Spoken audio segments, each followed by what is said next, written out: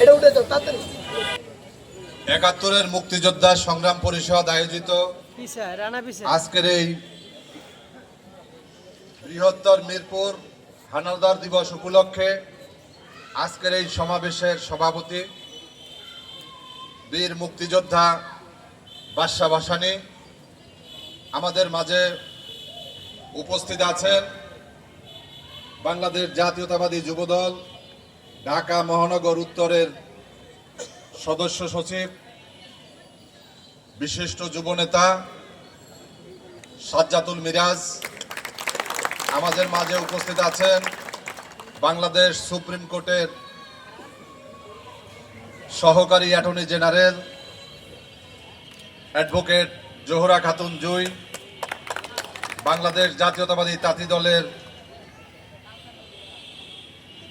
Senior যুগ্ম আহ্বায়ক জনাব মনিরুজ্জামান মনির সহ বিভিন্ন পর্যায়ের নেতৃবৃন্দ, সুধীমণ্ডলী, আসসালামু আলাইকুম ওয়া রাহমাতুল্লাহ। আমি আজকের এই সভার শুরুতেই স্মরণ করছি আজকের এই সভার শুরুতেই স্মরণ করছি মুক্তিযুদ্ধের মহান ঘোষক, যিনি পাকিস্তানি হানাদার বাহিনীর বিরুদ্ধে বিদ্রোহ ঘোষণা করে 1971 সালের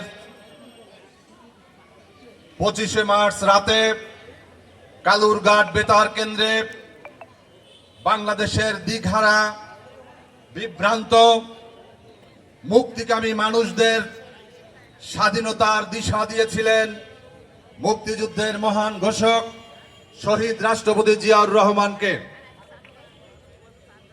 সংগ্রামী বন্ধুরা আমার, আসলে বক্তব্য আমরা 17 বছর দিয়েছি।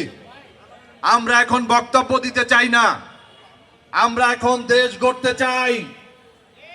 আমরা দেশের তারুণ্যের অহংকার, বাংলাদেশের এই 2024 সালের 5ই আগস্ট যার আহ্বানে সাড়া দিয়ে এদেশের জাতীয়তাবাদী শক্তি, এদেশের ধর্মীয় মূল্যবোধে বিশ্বাসী শক্তি, এদেশের ডানপন্থী বামপন্থী সমাজতন্ত্রী সমস্ত মানুষ একাকার হয়ে রাজপথে নেমেছিল, সেই দেশ নায়ক তারেক রহমানের নেতৃত্বে আমরা একটি নতুন বাংলাদেশ গড়ার জন্য আমরা আমাদের কাজ করতে চাই। বন্ধুরা, আপনারা জানেন যে এখানে একটু আগে আমাদের মিরাজ ভাই বলেছেন মুজিব কোড নিয়ে।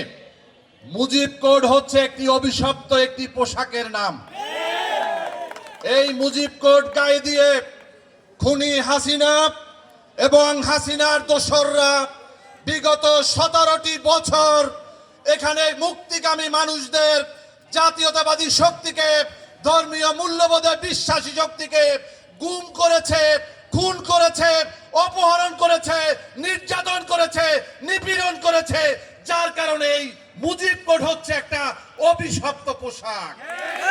যার কারণে এই মুজিব কোড যেখানে থাকবে সেখানে কোনো জাতীয়তাবাদী শক্তি থাকতে পারে না। এটাই হচ্ছে আজকে অবস্থা। এই মুজিব কোড পরে বাংলাদেশে বিগত 17টি বছর বাংলাদেশ ব্যাংক থেকে শুরু করে জনতা ব্যাংক, অগ্রণী ব্যাংক, সোনালী ব্যাংক, সমস্ত ব্যাংকগুলোকে লুটপাট করে খালি করেছে খুনি হাসিনার দোসররা। এই মুজিব কোড পরে সারা বাংলাদেশে সন্ত্রাসের রাজত্ব কায়েম করেছে আওয়ামী দোসররা। এজন্য যেখানে মুজিব কোড সেখানেই প্রতিরোধ করতে হবে। বন্ধুরা, আমরা এক সপ্তাহের মুক্তিযোদ্ধা নই, আমরা 15 দিনের মুক্তিযোদ্ধা নই। আমরা বেগম খালেদা জিয়ার নেতৃত্বে বিগত 17টি বছর আন্দোলন সংগ্রামের মধ্য দিয়ে আমরা আজকে বিজয় ছিনিয়ে এনেছি। যারা এক সপ্তাহ আন্দোলন করে নিজেদেরকে আজকে 5ই আগস্টের গণ অভ্যুত্থানের মহানায়ক সাজানোর চেষ্টা করছেন, তাদেরকে মনে করিয়ে দিতে চাই 2024 সালের 21শে জুলাই এই ডিবি অফিসে আপনারা ঘোষণা দিয়েছিলেন মিডিয়ার মাধ্যমে যে আমাদের কোটা সংস্কার হয়ে গেছে, আমরা আমাদের আন্দোলন প্রত্যাহার করে নিলাম। কিন্তু সেই একই দিনে দেশনায়ক তারেক রহমানের বক্তব্য আপনারা শুনেছেন। দেশনায়ক তারেক রহমান বলেছিলেন, আমরা যখন এক দফা দিয়েছি তখনও কোটা সংস্কার আন্দোলন শুরু হয়েছে। ওরা যেদিন আন্দোলন শেষ করার ঘোষণা দিয়েছে ওই দিনও আমাদের এক দফার আন্দোলন চলছে। আমাদের আন্দোলন চলবে যতক্ষণ পর্যন্ত গণতন্ত্র মুক্ত না হবে। আমরা সেই আন্দোলনের ধারাবাহিকতায় রাজপথে অবস্থান নিয়েছি। আর যারা এই আন্দোলন থেকে পিছু টান নিয়েছিল তারাও আবার ঘুরে এসে এই আন্দোলনে যোগ দিয়েছে। বন্ধুরা, আজকে এই আন্দোলনকে যারা বেহাত করতে চান তাদের উদ্দেশ্যে বলবো, আমাদের এখন সময় দেশ গড়ার। এজন্য বলেছি যে 2024 সালের 5ই আগস্টের পরিবর্তনের মধ্য দিয়ে আমরা বলতে চাই, এই অর্জন এদেশের ছাত্র জনতার, এই অর্জন এদেশের গণমানুষের, এই অর্জন আমাদের দেশবাসীর।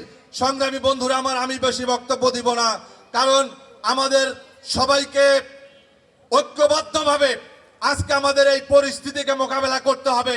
দেশনায়ক তারেক রহমান বলেছেন যে আজকে আমরা যারা জাতীয়তাবাদী শক্তি, আমাদের বিরুদ্ধে অনেক ষড়যন্ত্র চলছে। আমাদেরকে ক্ষমতা থেকে দূরে রাখার জন্য, আমাদেরকে রাজনীতি থেকে দূরে রাখার জন্য আজকে বিভিন্ন অপশক্তি যারা 1/11-এর সময় বেগম খালেদা জিয়াকে রাজনীতি থেকে মাইনাস করতে চেয়েছিল, যারা তারেক রহমানের মেরুদণ্ড ভেঙেছিল, তারাও কিন্তু আজকে এই সরকারের উপদেষ্টা পরিষদে অবস্থান করছে। যার কারণে আমাদেরকে সতর্কতার সাথে আমাদেরকে পথ চলতে হবে।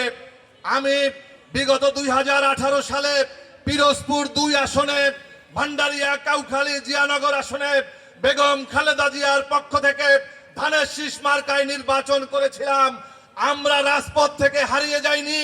আন্দোলন সংগ্রামের মধ্য দিয়ে বিগত 17 বছরে ডজন ডজন মামলা নিয়ে বারবার গ্রেপ্তার, নির্যাতনের মধ্য দিয়ে যুবলীগের নির্যাতনের চিহ্ন বহন করে তারপরে আমরা আন্দোলনে এখনো টিকে আছি। আমাদের কোন চক্রান্ত করে এই তারেক রহমানের জাতীয়তাবাদী কাফেলাকে কোনোভাবে দমানো যাবে না বন্ধুরা, যাবে না। সংগ্রামী বন্ধুরা আমার, আমাদের বক্তব্য পরিষ্কার। আজকেও বিএনপির গুলশান অফিসে আমাদের জাতীয়তাবাদী শক্তিকে নিয়ে বৈঠক চলছে। আমরা বলেছি আজকে যারা নির্বাচন নিয়ে ষড়যন্ত্র করছে তারাই কিন্তু বাংলাদেশকে চোরা পথে নেওয়ার চেষ্টা করছে, তারাই বালুরবাদের চিন্তা করছে। এজন্য বলেছি এই সরকার প্রতি পদে পদে ব্যর্থ হচ্ছে। এই সরকারের উপদেষ্টারা সকালে একটা, বিকেলে একটা, রাতে আর একটা কথা বলে। আজকে প্রধান উপদেষ্টা নিজেই বলেছে ছাত্ররা দল করবে। ছাত্ররা যদি দল করে তাহলে ক্ষমতায় তারা থাকতে পারবে না। ছাত্ররা যদি ক্ষমতায় থাকে তাহলে তাদের নেতৃত্বে বাংলাদেশে কোনো দল করার, এটা হবে কিংস পার্টি। এই পার্টি এদেশের কোনো জনগণ মেনে নিতে পারে নাই। আমরা দেখেছি বিএনপিকে ধ্বংস করার জন্য, বিএনপির ক্ষমতা থেকে বিতাড়িত দূরে রাখার জন্য অসংখ্য চক্রান্ত চলেছে। এই বিচৌধুরীকে নিয়ে বিকল্প ধারা করার চেষ্টা করা হয়েছিল। তারা ধুয়া তুলেছিল যে বিএনপিতে পরিবারতন্ত্র আছে। আমরা দেখেছি এই বিচৌধুরী যখন দল করেছে তখন তিনি, তার বেয়াই এবং তার ছেলে আজকে প্রায় 20 বছরের বেশি তারা একই ক্ষমতায়, একই দায়িত্ব আছে। তাহলে তা কি পরিবারতন্ত্র না? তার মানে আপনাদেরকে বলতে চাই, আজকে যারা পরিবারতন্ত্রের কথা বলে, আজকে যারা ন্যায় বিচারের কথা বলে, আজকে যারা গণতন্ত্র এবং নতুন ধারার রাজনীতি কথা বলে, তাদেরকে বলতে চাই রাজনীতি কখনো নতুন ধারার হতে পারে না। আমরা চাই বৈষম্যহীন বাংলাদেশ, আমরা চাই ক্ষুধা দারিদ্র্য মুক্ত বাংলাদেশ, আমরা চাই দুর্নীতি লুটপাট মুক্ত বাংলাদেশ। যেই হাসিনা 17 বছরে যেই বাংলাদেশকে ধ্বংসের দ্বার প্রান্তে নিয়েছে, আমরা সেই বাংলাদেশকে দেশনায়ক তারেক রহমানের নেতৃত্বে এবং বেগম খালেদা জিয়ার নির্দেশনায় আমরা নতুন বাংলাদেশ গড়তে চাই, তারুণ্যদীপ্ত বাংলাদেশ গড়তে চাই। আপনারা সবাই ঐক্যবদ্ধ থাকবেন। আজকের এই মুক্তিযোদ্ধা সমাবেশের যারা এই মুক্তিযোদ্ধা আছেন তারা দেখেছেন যে বিগত হাসিনা সরকার 2000-এর উপর যাদের জন্ম হয়েছে 1971 সালের পরে তাদেরকে মুক্তিযোদ্ধা ভাতা দিয়েছে। আমার বাড়ি হচ্ছে পিরোজপুর। আমার পিরোজপুরে এক কুলাঙ্গার ছিল যিনি জোর করে দিনের ভোট রাতে চুরি করে তারপর এমপি হয়েছিল, খুনি হাসিনা তাকে মন্ত্রী বানিয়েছিল। সমর রেজাউল করিম মুক্তিযুদ্ধের সময় তার বয়স ছিল 6 বছর। আমরা এই সমস্ত ভুয়া মুক্তিযোদ্ধা, এই সমস্ত অপতৎপরতাকারী ষড়যন্ত্রকারী যারা মুক্তিযোদ্ধা রয়েছেন, যারা নিজেদেরকে মুক্তিযোদ্ধা বলে দাবি করেন কিন্তু যারা মুক্তিযুদ্ধ দেখেন নাই, তাদেরকে অতি দ্রুত তাদেরকে এই তালিকা থেকে বাদ দিতে হবে। মুক্তিযোদ্ধাদের সমস্ত জায়গায় আমরা দেখেছি, আপনাদের মনে আছে বেগম খালেদা জিয়া ক্ষমতায় থাকাকালীন সময়ে এই মুক্তিযোদ্ধাদের কল্যাণের জন্য মুক্তিযোদ্ধা মন্ত্রণালয় ঘোষণা করেছিলেন। বিএনপি হচ্ছে মুক্তিযোদ্ধাদের দল, যেই দলের প্রধান স্বাধীনতার ঘোষক, যেই দলের প্রধান সেক্টর কমান্ডার, যেই দলের প্রধান জেড ফোর্স কমান্ডার, সেই দলকে বিগত 17টি বছর মুক্তিযুদ্ধের চেতনার কথা বলে তাকে বাংলাদেশের ইতিহাস থেকে মুছে ফেলার চেষ্টা করা হয়েছিল। আমরা দেখেছি আজকে মুজিবের নাম বাংলার কোনো জায়গায় নাই, সমস্ত জায়গা থেকে বিতাড়িত হয়েছে, কিন্তু জিয়াউর রহমানের নাম তার স্বমহিমায় আবার প্রতিষ্ঠিত হয়েছে। তাই বলতে চাই, ইতিহাসকে কেউ কখনো উল্টো পথে নেওয়ার চেষ্টা করবেন না। ইতিহাস নিজ গতিপথ নিজেই নির্ধারণ করে। আপনাদের সবাইকে ধন্যবাদ। বাংলাদেশ জিন্দাবাদ, বাংলাদেশ লেবার পার্টি জিন্দাবাদ।